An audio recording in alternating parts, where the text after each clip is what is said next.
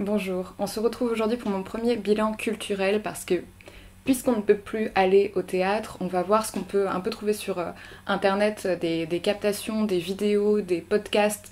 Je vais vous parler de livres, je vais vous parler de tout ce qui m'anime un peu au niveau théâtral en ce moment. J'aimerais bien que ce format en fait devienne un peu récurrent sur ma chaîne, donc en faire un par mois où je vous parle des spectacles que j'ai vus et sur lesquels je n'ai pas forcément fait de critique.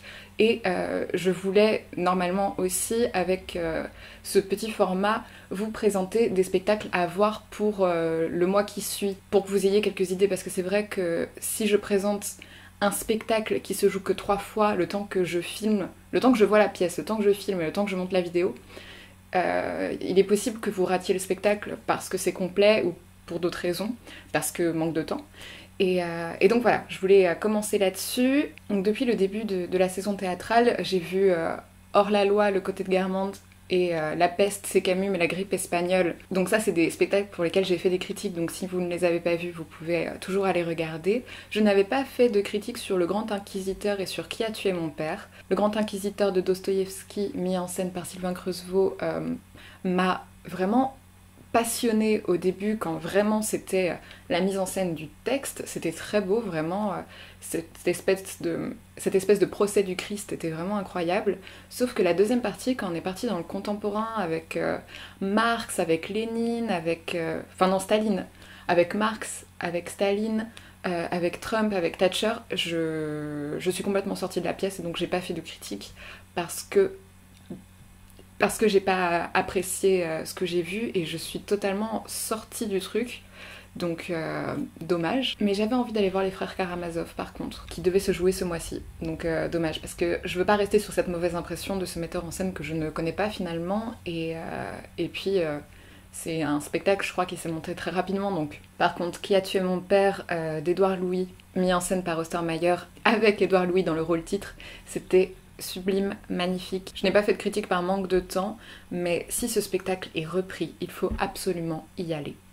Vraiment. Par rapport aux pièces que j'ai lues ces derniers temps, j'ai été un peu obsessionnelle et je me suis mise à lire l'intégralité du Sang des promesses de Mouawad, parce que Littoral s'est joué en juillet à la Colline, donc Littoral qui est une très très belle pièce et qui devait être reprise ce mois-ci, donc je ne sais pas si ça va être repris ou pas, mais il faut y aller.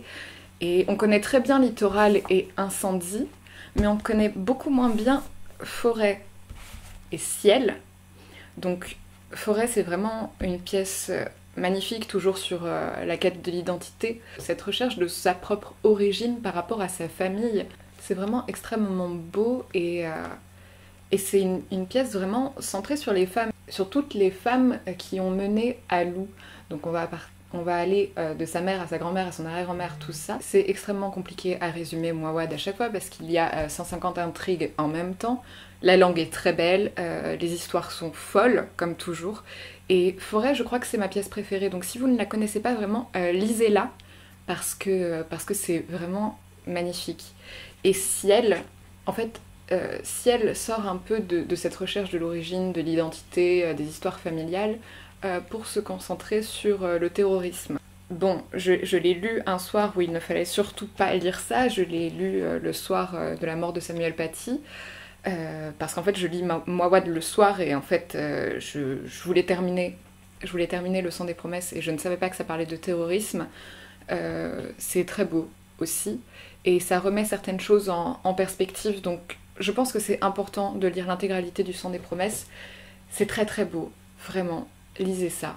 Ensuite, dans ce que j'ai pu lire par rapport au théâtre, j'ai enfin fini Race et théâtre de Sylvie Chalaï. Quand on ne connaît pas les enjeux de la diversité au théâtre, je pense que ça peut être une belle porte d'entrée. C'est vraiment un manifeste universitaire qui peut remettre aussi les choses en perspective et c'est un très beau livre qui se lit très facilement. C'est vraiment pas c'est pas par exemple ce genre d'ouvrage sur du noir au nègre, l'image du noir au théâtre de 1550 à 1960, toujours de Sylvie Chalaï. Là, on n'est pas du tout sur la même chose, hein. On est vraiment sur plus vraiment une porte d'entrée de réfléchir pourquoi en fait la diversité au théâtre pose un problème. Et vraiment, cette question raciale est très importante, vous le savez sur ma chaîne. Et je pense que Vraiment, c'est un livre qu'il faut lire, au même titre que l'ouvrage Manifeste décoloniser les arts. C'est vraiment deux bouquins que je vous conseille absolument si vous voulez rentrer un peu plus dans le sujet de la diversité. Et je vous conseille toujours mon reportage, hein, évidemment. Pour terminer dans les livres et les essais, je suis tombée amoureuse d'un magazine théâtral qui s'appelle Alternative Théâtre. Celui-ci est sur la diversité culturelle parce que je travaille dessus pour mon mémoire. Et c'est vraiment très très beau, quoi. C'est vraiment des... Il y a pas mal d'interviews, de réflexions, c'est très bien amené, ça pose des bonnes questions. Et j'ai vu qu'il y en avait sur les femmes, sur pas mal de sujets dans le théâtre. Et je pense que ça, vraiment, il faut s'abonner à ce magazine, je pense que je vais le faire aussi, parce que c'est vraiment très très beau et vraiment c'est un travail génial, quoi. C'est très intéressant et c'est beau. Si vous voulez rire, je vous conseille 2 tribunes parues dans Scène Web. Une d'Olivier Balazuc, qui s'appelle « Prenons garde que nos masques ne se transforment pas en muselières », et la tribune de Robin Renucci pour la fin du confinement mental. J'en ferai peut-être une vidéo, dites-moi si je dois en faire une vidéo, parce que vraiment, je comprends la frustration, je comprends ce besoin de retourner au théâtre et ce besoin de créer, mais il y a quelques idées qui sont un peu nauséabondes et sur lesquelles j'aimerais pourquoi pas parler. Un peu comme ma vidéo sur Olivier Py, toujours dans la bienveillance et toujours dans cette volonté de nuancer des propos un peu chocs, un peu coup de poing. Bon, il y a ces tribunes-là, mais il y a aussi les enquêtes de Cassandre Leray que je vous conseille. Cassandre est une journaliste qui travaille pour Libération. Elle a fait un article sur le conservatoire de Rennes qui est vraiment très flippant. Par rapport au problème de harcèlement sexuel, de violences sexistes et sexuelles dans le milieu théâtral, dans les écoles, elle a fait aussi un article sur Guillaume Dujardin, que je vous conseille, et sur Paye ton rôle. Enfin bref, il faut regarder les articles de Cassandre, et ça fait du bien en fait que des journalistes s'interrogent sur ces questions-là. Ensuite, sur YouTube, je vais vous parler de mes amis youtubeurs théâtre. Déjà, j'aimerais vous parler d'une vidéo de Tristan Kopp qui s'appelle Le secret du double masque. C'est vraiment une vidéo très très belle sur le rôle du masque au théâtre et il revient sur l'origine en fait du masque. Il avait été sélectionné par le festival Frames, qui est un festival de vidéastes à Avignon. Je vais vous mettre un extrait juste après. Dans cette vaste galerie de visages aux yeux morts, il y en a 2 qui se démarquent. Un duo qui a traversé les siècles sans se séparer. C'est celui-ci que vous connaissez déjà, le symbole du théâtre. Et c'est le grand pourquoi qui est à l'origine de cette vidéo. Pourquoi, alors que ça fait bien longtemps qu'on n'utilise plus du tout de masque sur les scènes de théâtre, ces 2 visages en restent l'emblème. Ensuite, il y a un reportage de mon amie Valentine, qui a une émission qui s'appelle Le Clou du spectacle sur YouTube. Et là, elle a fait un hors-série, en fait, sur la transformation d'une ferme en théâtre, donc le théâtre de l'Enchanteur. Et c'est vraiment chouette, en fait, d'avoir filmé le processus et d'avoir fait des interviews de ces personnes qui souhaitent faire d'une ferme un lieu de théâtre et notamment de comédie musicale en région. En ce moment même, dans la campagne de Franche-Comté, à Amathé-Vésigneux, près de Besançon, un heureux événement est attendu. Un tout nouveau théâtre est en train de naître. Un théâtre un peu spécial dont j'ai très envie de vous raconter l'histoire. Tout commence avec 3 personnes, Loïc Sebil, Pauline Paubel et Yann Sebil, 3 artistes originaires de la vallée de la Loue.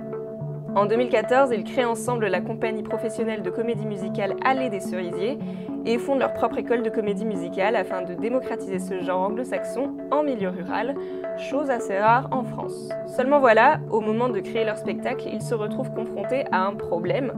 Aucune salle de leur région n'est adaptée à leur projet artistique. Leur vient donc l'idée de fonder leur propre lieu de création et de diffusion. Je suis allée les rencontrer pour qu'ils me racontent leur rêve qui deviendra très bientôt réalité. On a parlé de travaux, bénévolat, soutien populaire, création musicale et démocratisation de spectacles vivants dans la campagne du Doubs. Bienvenue au Théâtre de l'Enchanteur. Et je voulais aussi vous parler de Ronan. Donc Ronan au théâtre que vous devez connaître aussi si vous me suivez. Ronan fait des lives sur Instagram où il demande à des jeunes compagnies de se présenter et de présenter leurs projets. Bon, en ce moment c'est un peu compliqué de faire ça, surtout que c'est pas possible d'aller au théâtre, mais je trouve vraiment la démarche ultra chouette. Je vais vous mettre un court extrait de sa présentation de ce projet et allez vous abonner à son Instagram pour voir ça. Et si vous êtes une jeune compagnie, contactez-le pour faire ça, ça peut vraiment être très intéressant. Je reçois pas mal de messages de compagnie sur Instagram et j'ai pas forcément toujours le temps de répondre lorsqu'il s'agit de messages qui concernent des dates de spectacle. Parce que, pour rien vous cacher, je reçois quand même beaucoup de propositions pour assister à des spectacles. Et je consulte tout et je regarde tout, hein, vraiment. Mais par contre, c'est vrai que je réponds pas toujours parce que si je devais répondre à toutes les sollicitations, vraiment, faudrait que je me bloque vraiment une journée dans la semaine pour faire ça. Cependant, je me suis dit que peut-être, comme j'ai pas le temps d'aller voir tous les spectacles et que j'aimerais plus parler des jeunes compagnies sur ma chaîne, je me suis dit qu'on pouvait se trouver un jour dans la semaine où je ferai un live Instagram et sans aucune préparation, sans prévoir les invités, les compagnies qui souhaitent parler de leur spectacle, vous vous connectez sur le live et vous m'appelez en direct et vous me présentez votre spectacle. Et ça peut marcher aussi si vous n'êtes pas de la compagnie, si vous voulez me parler d'un spectacle que vous avez vu ou si vous êtes en école de théâtre et que vous travaillez sur un projet et que vous avez envie d'en parler, et ben on peut se bloquer une demi-heure dans la semaine, un rendez-vous hebdomadaire. Pendant les 30 minutes, on peut se dire que je peux appeler 2 ou 3 personnes et une fois que le live est terminé, je le mets en Instagram TV et bien sûr également sur la chaîne YouTube. Si cette idée vous plaît, dites-le moi dans les commentaires, surtout si vous êtes une compagnie. Envoyez-moi un message sur Instagram aussi pour me le dire. On va essayer de trouver un jour dans la semaine et un horaire qui correspond à tout le monde. Dites-moi d'ailleurs dans les commentaires ce qui pour vous serait idéal comme horaire pour un live Instagram. Et puis on essaie de mettre ça en place très rapidement. Ça pourrait vraiment être cool d'avoir ce petit rendez-vous comme ça qui soit vraiment pas préparé. Vraiment les premiers arrivés, premiers servis, on s'appelle, on discute, on en fait 3 et la semaine suivante on recommence. Alors maintenant, une catégorie reportage et pièces à voir. Il y a un reportage qui m'intéresse beaucoup qui s'appelle De la prison à l'Odéon, donc où on suit des détenus qui vont jouer à l'Odéon. Et voilà, ça me fait penser un peu à la démarche d'Olivier Py, hein, qui fait monter sur scène des détenus pendant le Festival d'Avignon. J'ai vraiment envie de m'intéresser au travail des associations, que ce soit dans le milieu carcéral, que ce soit avec des personnes handicapées. J'ai vraiment envie de voir les missions civiques du théâtre. Et j'espère que je pourrai un jour faire un reportage là-dessus. Et je vous mettrai tous les liens, évidemment, de tout ce que j'ai parlé depuis le début en barre d'infos. Et pour les pièces à voir, parce qu'il y a des captations qui sont disponibles en ce moment, je vous conseille d'aller sur le site Théâtral Magazine, qui a répertorié toutes les pièces disponibles en captation. Et j'en ai sélectionné quelques-unes que je vous conseille, et je vous mettrai aussi le lien en barre d'infos, donc pas besoin d'aller sur Théâtral Magazine, mais si vous voulez voir d'autres choses, y a beaucoup de matière. La vidéo va être trop longue si je vous fais un descriptif de tous les spectacles, donc si j'ai des extraits de captation, je vous les mets, je vous dis le titre, je vous mets un extrait de captation, et puis allez voir si ça vous intéresse ou pas, mais en tout cas c'est vraiment les spectacles que j'ai sélectionnés et qui me donnent vraiment envie. Donc déjà, il y a Fée de Ronan Chénaud, mis en scène par David Bobet, Phèdre de François Grémaud, Il n'avait pas prévu qu'on allait gagner par Jean-Louis Martinelli, Le Bérénice de Racine par Célie Poth, Démon de Lars-Lorraine, mis en scène par Lorraine de Sagazan, et enfin Les damnés de Visconti, mis en scène par Ostermayer. Donc voilà, ça fait beaucoup de choses à voir et à lire, j'espère que vous ne vous ennuierez pas pendant ce confinement. Restez chez vous, regardez des captations, allez sur les chaînes de Valentine, de Ronan et de Tristan, lisez des essais sur le théâtre, il y en a beaucoup et moi j'en ai beaucoup trop. Si vous avez aimé cette vidéo, vous pouvez la liker, vous pouvez vous abonner, on est bientôt 700 sur la chaîne et c'est chouette. Dites-moi en commentaire si vous avez lu des choses par rapport au théâtre qui vous intéressent et moi je vous dis à bientôt pour une nouvelle vidéo sur le théâtre.